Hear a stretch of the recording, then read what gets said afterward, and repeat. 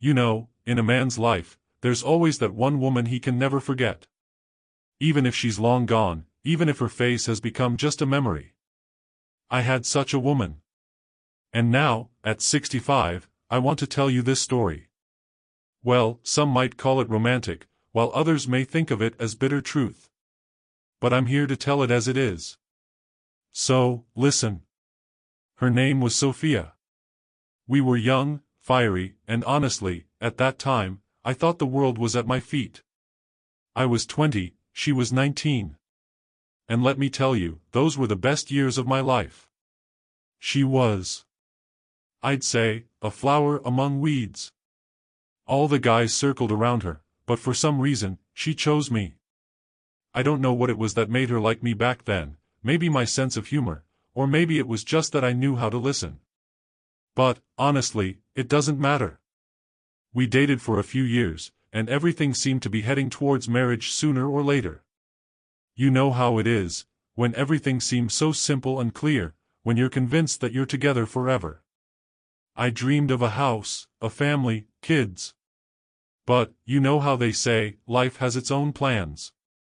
Sophia had different ideas. One day, she said to me, "Listen, we need to talk." Oh, those words, they always mean something bad is coming. And back then, I had no idea our relationship would soon vanish like smoke. Turns out, another man had entered her life. I don't know what was so special about him, but she left me and went to him. Of course, I was in shock. How could it be? She was my Sophia. But life moves fast and is unpredictable, and so there I was, alone. I tried to get her back, told her I could change, that I'd do whatever it took. But she said, "We can't be together. It's not you. It's me." You know how painful it is to hear that? It feels like being punched straight in the heart. And what could I do? I lost her. She left with that other guy, and I stayed alone. Time passed. I tried to move on. There were plenty of women with whom I tried to build relationships. But the thought always lingered in my head, she's not Sophia. Of course, none of them were like her. And then, as it happens, I met my wife. Her name was Anna. And you know what? We got along well. She was kind, calm, always supported me. With her, I felt secure, stable. But that passion I had with Sophia, well, it wasn't there anymore. So, with Anna, we built a regular, normal life.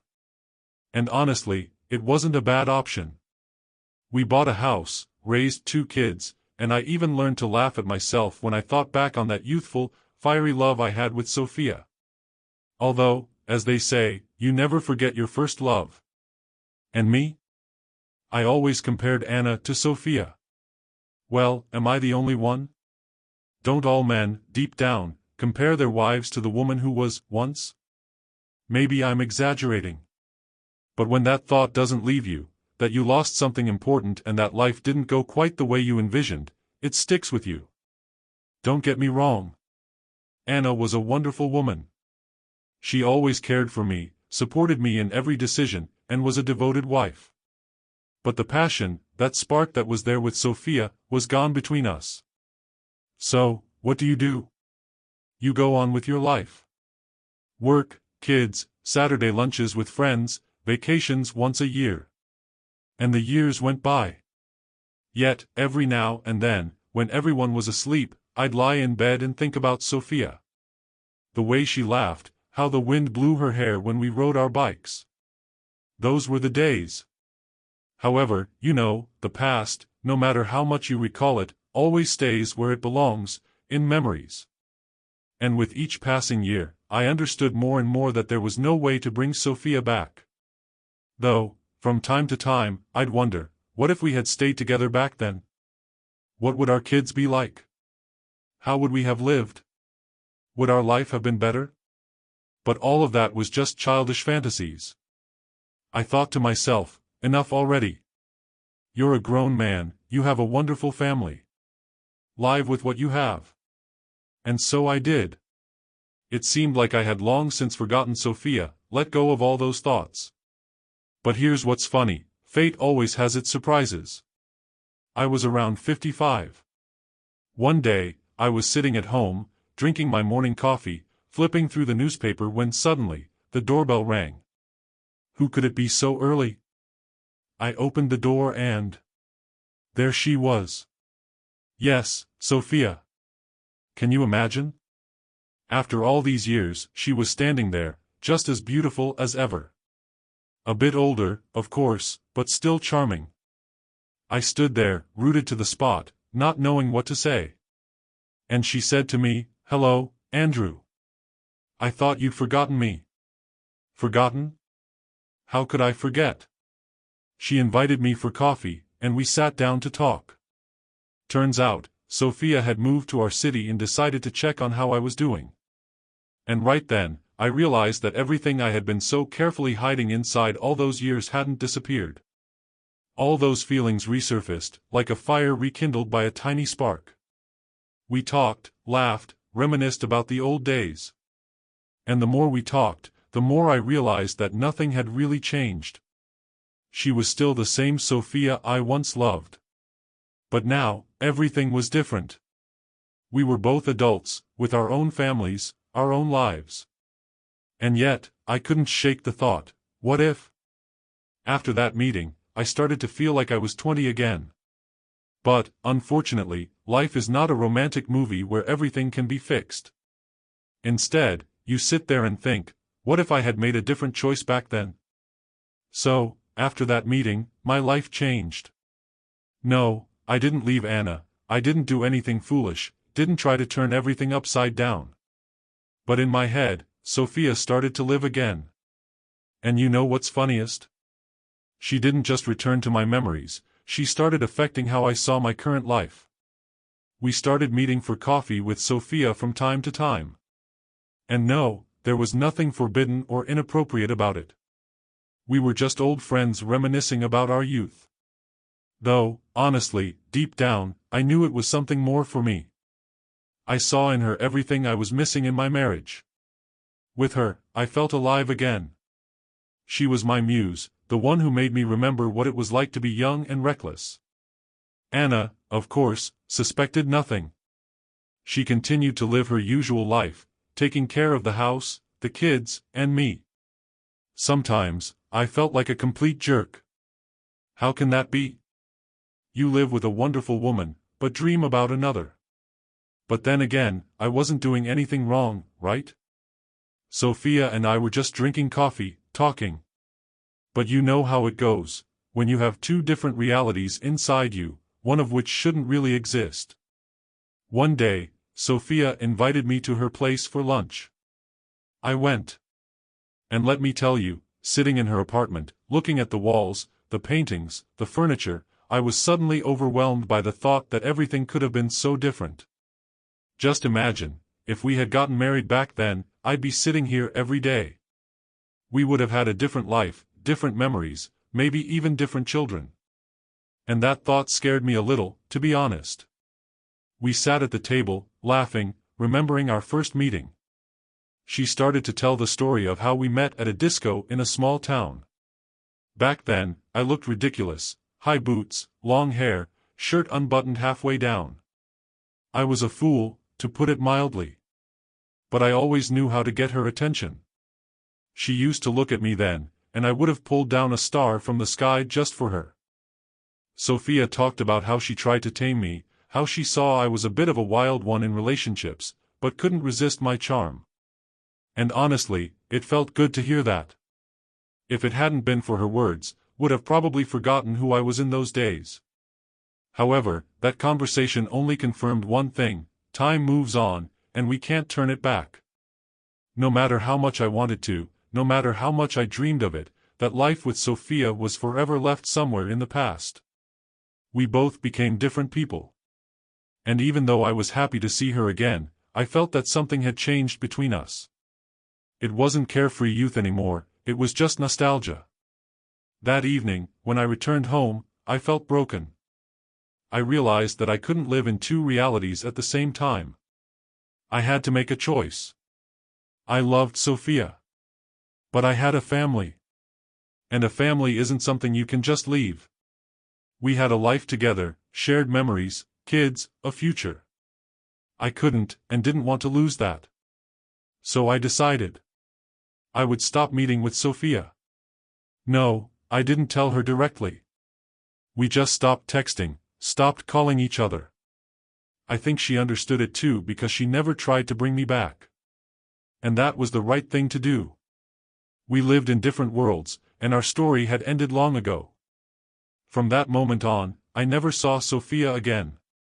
She disappeared from my life as unexpectedly as she had reappeared. But you know, as strange as it may sound, I was finally able to let her go. I realized that our love was beautiful in its imperfection, but it was in the past. And I lived in the present. And though Anna wasn't Sophia, she was my wife. And that was what mattered to me. Years passed. I lived my ordinary life, as a man my age should. The kids grew up and went their own way. Anna and I were left alone in the big house that was once filled with laughter, noise, and life. Now, everything was different. Silence became a regular guest in our home, and we even made friends with it. Sometimes, it felt like there was nothing left to look forward to in life, you just live and wait for it all to end. But, you know, old age is not the end. It's just another stage. I often thought about Sophia after she disappeared again. But not with the same longing, not with the same pain. These were peaceful memories, almost like those of an old friend. Time heals everything, they say. And maybe they're right. Over time, you learn to live with what once was, and even find a certain satisfaction in having experienced it. Anna and I continued to live together. I can't say our life was full of passion or great emotions. But it was a calm, stable existence. I was grateful to her for always being by my side. Even when my thoughts weren't always with her. And there's beauty in that. Love isn't just about passion, it's also about patience, respect, and the ability to accept each other as we are. Sometimes we'd sit together in the evenings, drinking tea, and I'd look at her, thinking, what if everything had turned out differently? What if I hadn't let Sophia go? But I'd immediately push those thoughts away. That would have been a different story, a different life. And now, I'm sure the path I chose was the right one. Not perfect, but right. However, one event brought everything back into focus. It must have been about 10 years ago, when I had already turned 60, I got some unexpected news. One of our mutual friends, the one we used to hang out with Sophia during our youth, called and said that Sophia had passed away. Her life ended suddenly. I didn't believe it. At first, I even laughed, thinking it was some kind of joke. But it was true. You know what struck me the most in that moment? I didn't feel pain. I didn't cry. I felt a strange emptiness. As if a part of me, long lost, had finally disappeared for good. And even though our paths had diverged many years ago, the fact that she was no longer in this world made me realize that I'd never accidentally see her again. We'd never meet for coffee again, we'd never reminisce about our youth again. This was the final goodbye. I went to her funeral. I stood there among people I didn't know, looking at her photograph and remembering the young Sophia who had forever remained in my thoughts. This was no longer her. This was a woman I once knew, but no longer knew now. And that gave me a certain peace. I was finally able to let her go. Forever. When I returned home after the funeral, Anna asked how it went. I just answered, it was fine. She didn't ask anything more. I'm sure she understood everything. Maybe even more than I did. Since then, I've thought about Sophia less and less with the same intensity. She became a memory, sweet, but distant. Now I lived here and now, with the woman who had been with me my entire life. And that was enough. Because what do we really have, except the present? The past is just lessons we take away, and the future is what we're building now. And no matter how much I had once wanted to live a different life, I was grateful for the one I had. Because true love isn't just about fire and passion. It's about patience, understanding, and support, which only grows stronger with time. Another year passed after that funeral, and I realized something important. Time isn't just something that distances us from the past. It also gives us the ability to understand that everything that happened did so for a reason. Everyone has their own story, their own people, their own mistakes, and their own path. And my path had led me to this point. By the time I was 61, I no longer chased after what couldn't be reclaimed. Anna was still by my side, and our life had become even more peaceful. You know, after so many years together, you start to appreciate the things you didn't even notice before. For instance, the way she laughs at old movies, or how she always puts the kettle on before I even ask. These little things, they make life warm, even when the passion has long since faded. One day, I was sitting on our veranda, watching the sunset, and suddenly realized that I was truly happy. Not with the short-lived happiness you feel in your youth, when everything is just beginning and it seems like the whole world is ahead of you. No, this was a different kind of happiness. It had come to me through years of losses, memories, and choices. It was happiness in knowing that I was alive, that everything that had been was a part of my journey. I began to think about Sophia again, but this time in a completely different way. She was no longer a symbol of something lost to me. She had become a lesson. And you know what? Anna and I never spoke openly about Sophia, but I'm sure she knew. Maybe she even knew more than I wanted to admit. But she accepted it, because she knew, our lives are intertwined not only with love, but also with our losses. One evening, while we were sitting on the couch watching an old movie, Anna suddenly asked, "Andrew, have you ever thought that you could have lived differently?" I laughed. "What do you mean?" I replied. But she continued, "You know, we all had our own dreams. Sometimes I think I could have lived a completely different life if I had made a different choice. But in the end, we have what we have. And maybe that's right. Because everything we've been through brought us to where we are now." And in that moment, I realized, we both had our own Sophias in life. Maybe Anna had her own youthful love, one she remembered during quiet evenings, while I thought about mine. But that was okay. It made us alive, real.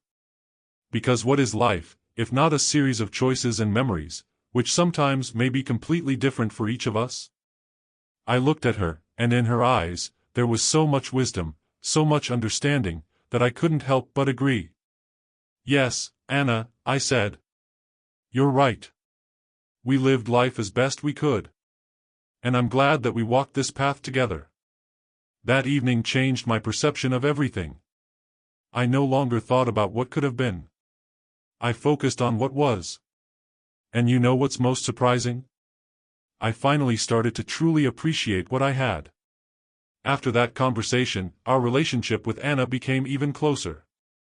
We talked more, spent more time together, and I realized that our marriage was much deeper than I had imagined. It wasn't just love, it was life. Life with all its losses, joys, memories, and mistakes. Now, looking back over the years, I understand that true love isn't always the kind that sets your heart on fire at first sight. It's not always the passion and flames that consume you. True love is the kind that stays with you when all the flames have died down. The kind that supports you in your darkest times and stays with you until the very end. And now, as I stand on the final stretch of my life, I begin to understand that all these years have been parts of one big mosaic. Every piece, every love, every lost opportunity, every choice I made, came together to form the picture that Anna and I built together. You know what's most interesting? Sophia will always remain for me that symbol of youth and passion, that unfulfilled dream I once lost. But now I understand that losing her gave me the chance to build my true life with Anna. Because sometimes what seems like a tragedy in your youth later becomes the foundation for true happiness. For a long time, I lived with the thought that I had lost my true love. But now, looking back from the height of all these years, I realized that my true love was always beside me. She wasn't loud or dazzling, like in my youth. She was quiet, steady, and unshakable. And that's the kind of love worth cherishing. Anna was always there for me, even when my mind was elsewhere. And now, I'm grateful to fate that it was she who walked this path with me.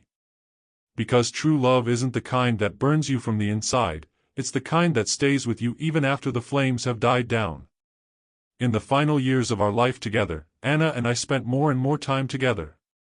We'd sit on that same veranda, watching the sunset, and I realized that I no longer had any unfulfilled desires or dreams. I had lived my life the best I could, and now I was simply happy to have the person who had walked this journey with me. And maybe that's the biggest lesson I can pass on to you. Life is never perfect, and love isn't always what we imagine it to be. But what remains after all the storms and passions is real. It's the people who stayed with you, even when everything else was falling apart. And now, looking back, I can say one thing: I regret nothing.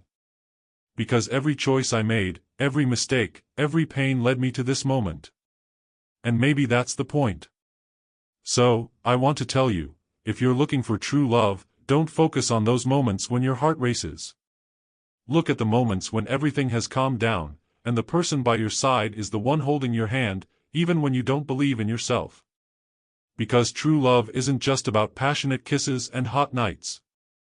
It's about patience, trust, and the willingness to be there, even when everything seems hopeless. And when the time comes, you'll realize that this is what really matters. Thank you for watching this video. We do our best to make our stories interesting and captivating, but we want to remind you that they are voiced by artificial intelligence.